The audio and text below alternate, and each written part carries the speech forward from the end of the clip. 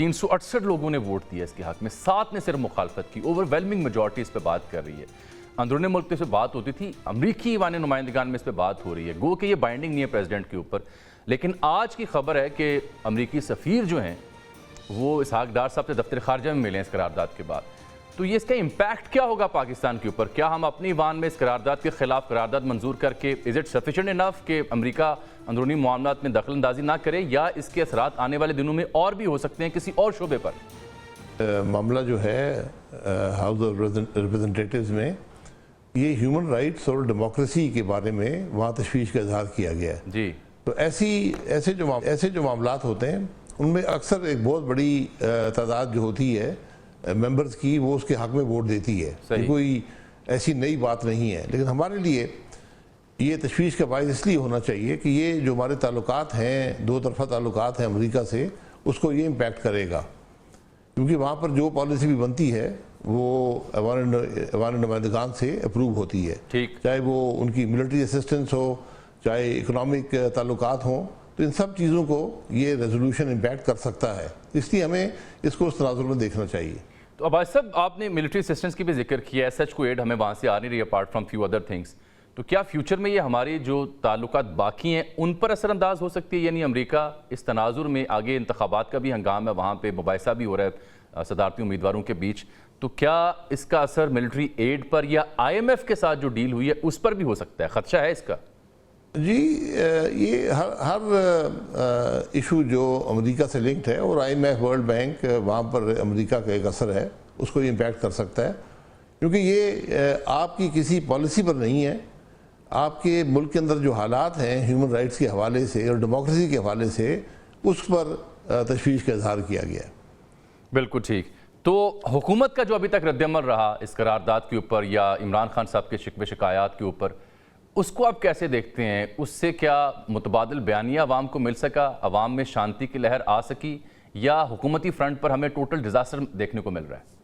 دیکھیں، آپ کو ایک تو اس کو ڈپلومیٹک لیول پہ اور جو آپ کے بائیلیٹرل ریلیشنز ہیں اس کے اندر اس کو مینیج کرنا پڑے گا، ساتھ ساتھ آپ نے پاکستان کے عوام کو بھی دکھانا ہے کہ ہم ایک آزاد ملک ہیں اور ہم اپنے معاملات میں انٹرفیئرنس برداشت نہیں کرتے۔ تو اس حوالے سے وہ بات کر دی گئی ہے پارلیمنٹ کے اندر، آپ ایک ریزولوشن شاید پاس کرنا چاہتی ہے حکومت اسمبلی کے اندر، تو اس کا میرا نہیں خیال کو بڑا اثر کیونکہ ریزولوشن تو وہاں پاس ہو چکا ہے، اب آپ یہاں آپ کا ریزولوشن کیا امپیکٹ کرے گا اس بات کو وہ میری سمجھ میں نہیں ہے، لیکن بہرحال یہ ڈپلومیٹکلی سارے معاملے کو ڈیل کرنا پڑے گا آپ کو۔ بالکل ٹھیک۔ ہم دیکھ رہے ہیں کہ پاکستان تحریک انصاف کے وہ رہنما جو چپ تھے، چپ کا روزہ انہوں نے رکھا تھا، چاہے شیخ رشید صاحب ہوں، فواد چوہے صاحب، انہوں نے آپ کا ذکر بھی کیا، میں پوچھوں گا آپ سے بھی، وہ برملا آ کے بتا رہے ہیں ان کے ساتھ کیا ہوا، ان کے رہنماؤں نے جو کچھ بھگتا اس کے بارے میں اظہار خیال کر رہے ہیں۔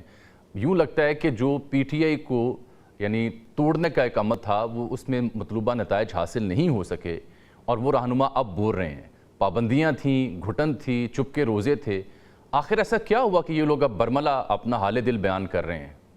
دیکھیں، جہاں بھی کسی کے ساتھ زیادتی ہو اس پر کوئی آدمی اس کی حمایت نہیں کر سکتا، تو اگر ان اشخاص کے ساتھ قانون سے باہر جا کر کوئی عمل ہوا ہے تو ان کا حق بنتا ہے کہ وہ اس کو جو لیگل فورمز ہیں وہاں پر لے کر جائیں، پبلکلی بات بھی کر سکیں۔ یہ باتیں دبنے سے نہیں چھپتی، یہ بدقسمتی سے ہمارا ایک ماحول پیدا ہو گیا ملک کے اندر کہ ہم ہر بات کو دبانے چھپانے کی کوشش کرتے ہیں۔ بہرحال یہ لوگ اب بات کر رہے ہیں تو ان کی بات پر کم از کم جوڈیشری کو کچھ نوٹس لینا چاہیے تاکہ یہ معاملات اس کے بعد نہ ہوں۔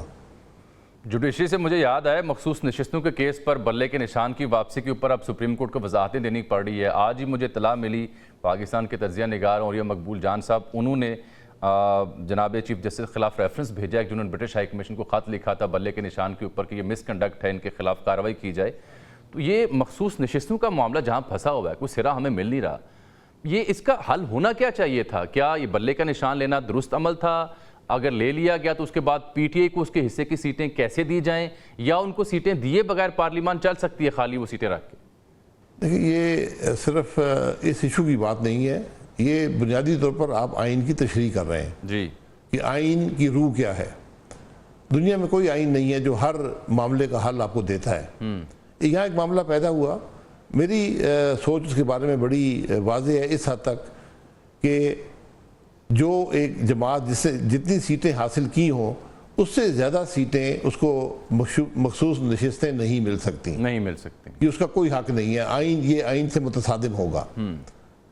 اس کے بعد جو سیٹیں ہیں وہ کس کو ملنی چاہیے، اس پر اب سپریم کورٹ نے فیصلہ کرنا ہے، کیونکہ جو انڈیپینڈنٹ لوگ تھے انہوں نے ایک جماعت جوائن کی، کیونکہ وہ جماعت اسمبلی میں جب اس نے الیکشن لڑا تو اس نے کوئی لسٹ نہیں دی تھی مخصوص نشستوں کی۔ بالکل ٹھیک۔ تو اب جب اس کی ایک پارلیمنٹری پارٹی بن گئی ہے، ان کے پاس ایک تعداد میں قومی اسمبلی کی سیٹیں ہیں، تو اس حوالے سے ان کا حق بن جاتا ہے کہ وہ سیٹیں ان کو دی جائیں۔ لیکن چونکہ انہوں نے لسٹ نہیں دی تو اب کیا ہوگا، اس بات کی تشریح جو ہے سپریم کورٹ نے کرنی ہے۔ یہ کوئی بہت پیچیدہ قانونی مسئلہ نہیں ہے، ایک آپ نے تشریح کرنی ہے کہ اگر لسٹ نہ دی ہو تو اس کا جو ریلیف، اس کا جو سلوشن ہے وہ کیا ہے۔ ٹھیک۔ اب بھائی صاحب یہ آپ ساتھ دیکھیں نا، کوئی ایک ہم عدلیہ کے فرنٹ پر بھی ایک اپرائز دیکھتے ہیں، جو پی ٹی آئی کو چاہے ان کے حق میں فیصلوں کا جانا ہو، اس کے اوپر حکومت کا رد عمل بھی ہو، یہ نیچرل آپ کو لگ رہا ہے جو جوڈیشل اپرائز ہے in favour of P T I جہاں سے انہیں ریلیف مل رہا ہے، یا is it something else? اور اس میں شک یہ پڑ رہا ہے کہ شاید اداروں کے بیچ تصادم کا خدشہ پیدا ہو رہا ہے، آپ کیسے دیکھتے ہیں اس کو؟ میں تو اس کو بڑی تشویش سے دیکھتا ہوں کہ آج میں اور آپ یہ بات کر رہے ہیں کہ کیا ہماری جوڈیشری آزاد ہے یا نہیں ہے، کیا ہماری جوڈیشری قانون کے مطابق فیصلے کر سکتی ہے یا نہیں کر سکتی۔ تو ہم جب جوڈیشری کوئی قانون کے مطابق فیصلے کرتی ہے تو ہم سمجھتے ہیں یہاں بغاوت ہو گئی ہے۔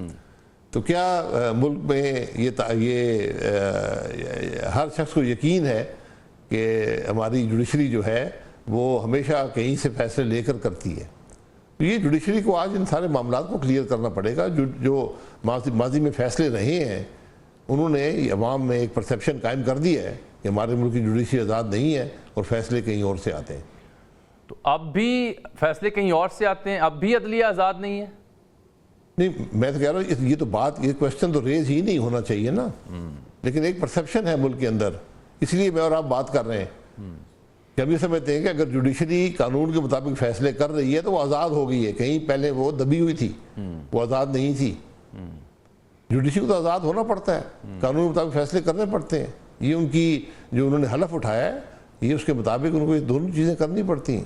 اگر کوئی دباؤ ہے تو اس کو برداشت کرنا پڑتا ہے، لیکن ماضی میں ہم نے دیکھا ہے کہ جوڈیشری آزاد نظر نہیں آئی۔